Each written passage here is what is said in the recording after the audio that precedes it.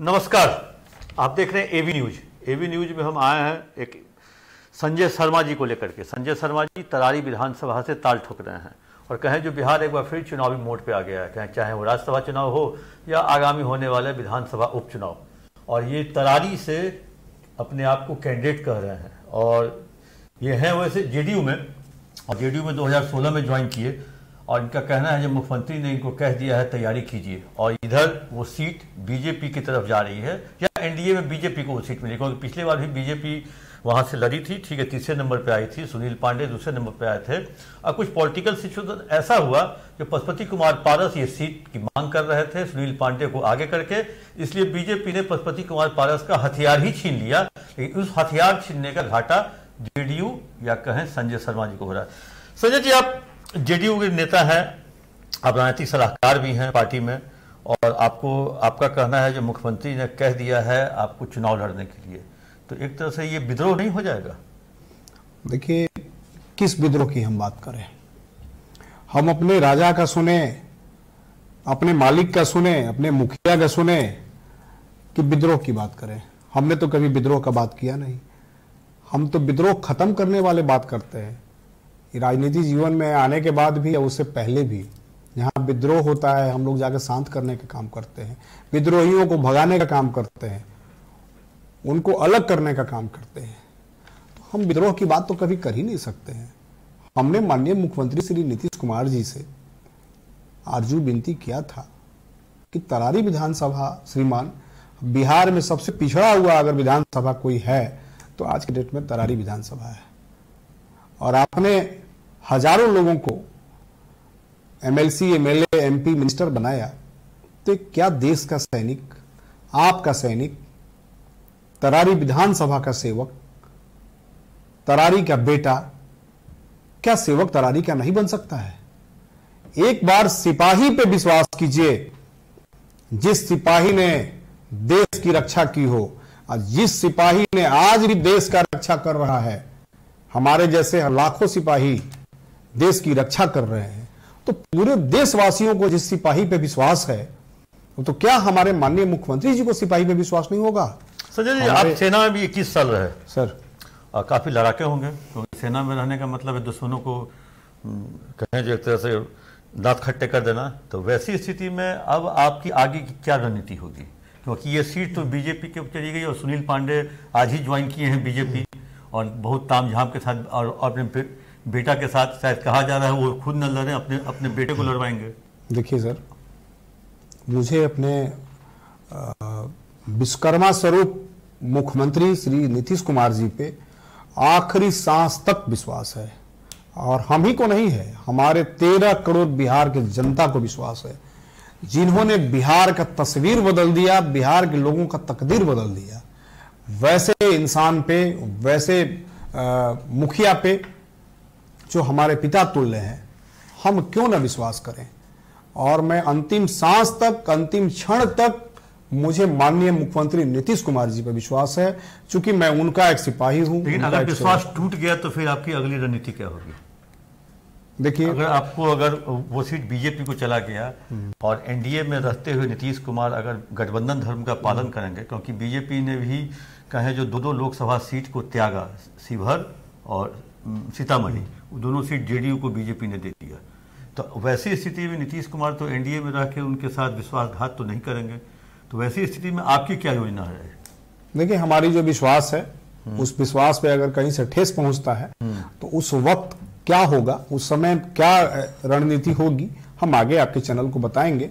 लेकिन तरारी मेरी माँ है और तरारी का मैं जन्मा हूं। जिस मिट्टी में मेरा जन्म हुआ है उस मिट्टी का मैं निरंतर विदित 10 वर्षों से सेवा कर रहा हूं, वहां के लोगों में घुल मिल गया हूं। मेरी वही सब कुछ है, उसके सिवाय मेरा कुछ भी नहीं है। तरारी के लोग ही मेरे सब कुछ हैं, मेरे वही परिवार है, मेरी वही जनता है।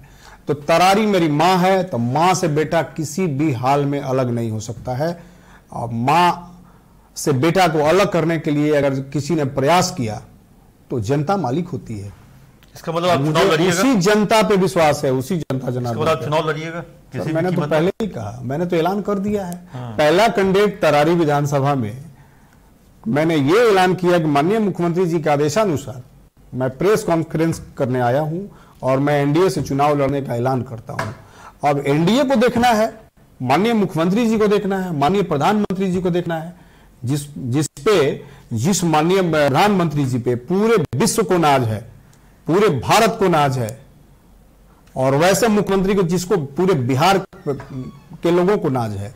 तो अब इन लोगों को देखना है कि एक सिपाही को लड़ाना है, सिपाही को सेवक बनाना है, या किसी और लोगों को बनाना है। लेकिन नीतीश कुमार भी सुनील पांडे को बहुत ज्यादा चाहते हैं, क्योंकि जो पहली बार सरकार उनकी बनी थी तो जितने भी निर्दलीय थे, चाहे ठीक है वो बाहुबली ही थे, सबको एकत्र करके नीतीश कुमार जी की सरकार को समर्थन दिलाया, चाहे वो रामा सिंह हो, सूर्यभान सिंह हो, राजन तिवारी हो, मुन्ना शुक्ला हो, अरुणा देवी हो, मतलब ऐसे कई सरीखे नाम थे जिनको इन्होंने एक जगह लाके खड़ा किया था और सरकार बनवाने में मदद भी की थी। और कहीं ना कहीं कई बार जेडीयू से निकले भी, आए भी, जिस तरह से, क्योंकि जिस तरह से उन्होंने मौर्या होटल में काम किया था, याद होगा आपको, आपने मीडिया में देखा भी होगा, उसके बाद उन्होंने निकाला था उनको। वही चीज मैं अभी आपको याद दिलाने वाला था कि आपको याद होगा कि मौर्या होटल के वारदात के बाद उनको पार्टी से निष्कासित भी किया गया है। तो हम तो यही आज तक जानते हैं और यही सीखे हैं, जो संस्कार मुझे पार्टी ने सिखाई है 10 वर्षों में, कि हमारे मुख्यमंत्री जी ना किसी को फंसाते हैं ना किसी को बचाते हैं। तो मुझे पूरा उम्मीद है, और उम्मीद पे पूरी दुनिया चलती है। तैयारी आपकी हो रही है? तैयारी मेरी पहले से ही है सर, तैयारी मुझे करना नहीं है। मैं तैयारी, सेना के लोग हैं हम लोग, तो at a time any time तैयार रहते हैं। हमको तैयारी क्या करना है? तैयारी तो वे लोग करते हैं जो भ्रम में जीते हैं, जिनको कंफ्यूजन हो। हम लोग कंफ्यूजन में कभी नहीं जीते हैं। हम लोग करारी से सुनील पांडे भी जीते हैं। हमारी एक लक्ष्य होती है, 72 वोट से हारी पिछले 2000। सर हमारी एक लक्ष्य होती है, एक विजन होती है, अब बस लक्ष्य को भेदना हमारा दायित्व होता है। हमने सेना में यही सीखा है कि हम लोग का जब पासिंग आउट हो रहा था तो हम लोग से पूछा गया कि एक सफल फायरर का क्या होता है? मजबूत पकड़, दूरदृष्टि और पक्का इरादा। तो ये तीनों चीज मेरे अंतिम क्षण तक मेरे शरीर में जब तक जान रहेगा, ये तीन चीज मेरा हमेशा रहेगा आबाद। ये इसको मैं कभी नहीं भूल सकता हूं। तो जो मेरा इरादा है, मेरा संकल्प है कि तरारी के लोगों को आगे बढ़ाना है, तरारी का पिछड़ापन दूर करना है और तरारी के लोगों को नंबर 1 बनाना है पूरे बिहार में।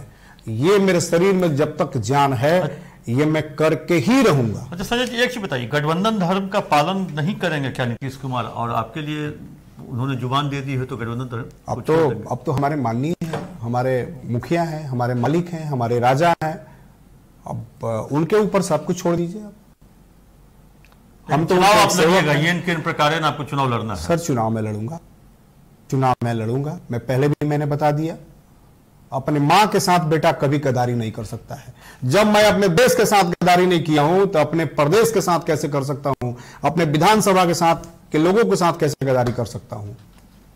जिनको मैंने 10 वर्षों में इतना मदद किया है, कहीं भी कुछ भी घटना दुर्घटना होता है, सबसे पहले ये बेटा पहुंचता है, तरारी का बेटा, तरारी का सेवक। तो क्यों ना मैं उम्मीद रखूं? मैं क्यों ना चुनाव लड़ूं? मेरा क्यों अधिकार नहीं है? देखिए मेरे साथ थे अभी संजय शर्मा जी, ये जेडीयू के नेता हैं और ये तरारी से अपना ताल ठोक रहे हैं। वैसी स्थिति में अब ये सीट बीजेपी के पास है, इनको मुख्यमंत्री ने आदेश दिया है जाके तैयारी करिए। अब देखना ये होगा जो एनडीए में रहते हुए ये सीट अगर बीजेपी को जाती है, उसके बावजूद भी संजय जी का कहना है ये चुनाव लड़ेंगे, यानी पार्टी से बगावत करके भी ये चुनाव लड़ने को तैयार हैं। क्योंकि इनका कहना है जो तरारी में जो इन्होंने इतनी सेवा की है, वहाँ के लोगों की सेवा की है, उसके लिए उसका जो है हमको फल वहाँ की जनता हमको देगी आगामी आने वाले विधानसभा उपचुनाव में। अब ये देखना होगा, दिलचस्प बात होगी, ये जेडीयू में रहते हुए चुनाव वहाँ लड़ते हैं कि जेडीयू से छोड़ने के बाद चुनाव लड़ते हैं, वो तो आने वाला समय बताएगा। तब तक के लिए धन्यवाद। कैसा लगा इंटरव्यू आप अपना कमेंट बॉक्स में जाकर जरूर दें।